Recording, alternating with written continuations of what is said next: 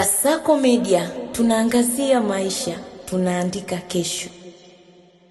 Lakini kikubwa zaidi, michezo inatuunganisha. Michezo haichagui, haibagui, haina dini, haina itikadi za vyama wala siasa zozote. Michezo hii tufanye tusifanye uhalifu, hatuna maana ninyi ni wahalifu hata siku moja. Lakini tunapokuwa bize na mambo ya michezo, mambo mengine, hatuwezi tukafikiria mambo yasiyofaa. Wazungu wanasema unapokaa bila kufanya kitu chochote unakuwa na mawazo ya kishetani. Wanasema idle mind is a faculty of devil. Na unapokaa bila shughuli unakuwa na mawazo ya kishetani hivi.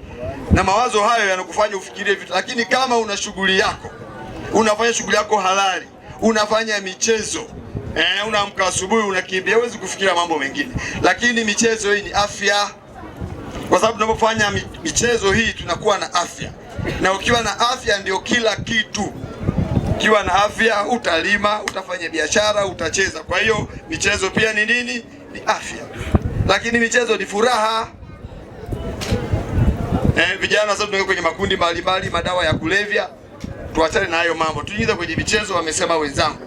Kwa hiyo tujumuike, tuzingatie sheria za michezo leo, tushangilie kwa nidhamu. Tusitukanane, tusipigane, taratibu zipo, lakini michezo ni amani, michezo ni furaha. Na niwahakikishie ndugu zangu kwamba mkoa wetu uko salama, na mimi ndio mwenye dhamana kwenye mkoa huu kuhakikisha kwamba mkoa huu unakuwa salama. Kuna maneno mengi mitaani huko na sehemu zingine, mkoa wetu uko salama. Tuende kujiunga kwenye makundi hayo, tuende tukatulie kwenye majumba yetu. Kuna watu nasikia wamejipanga kwenda kwenye maandamano.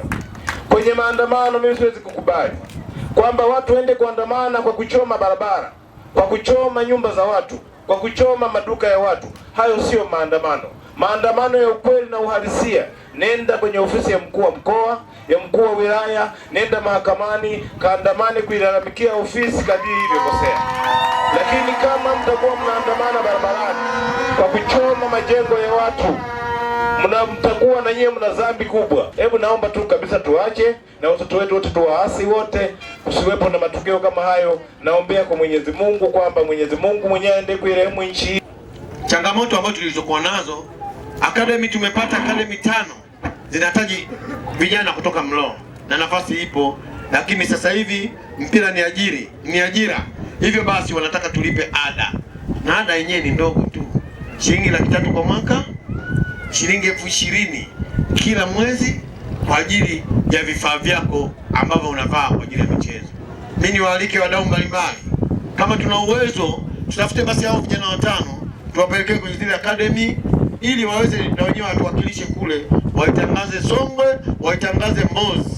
Nafasi kukupongeza, sisi tuwe na zawadi na wewe. Umekuwa rafiki kwa wananchi wa Mlowo, umelifanya jeshi la polisi kuwa rafiki wa wananchi.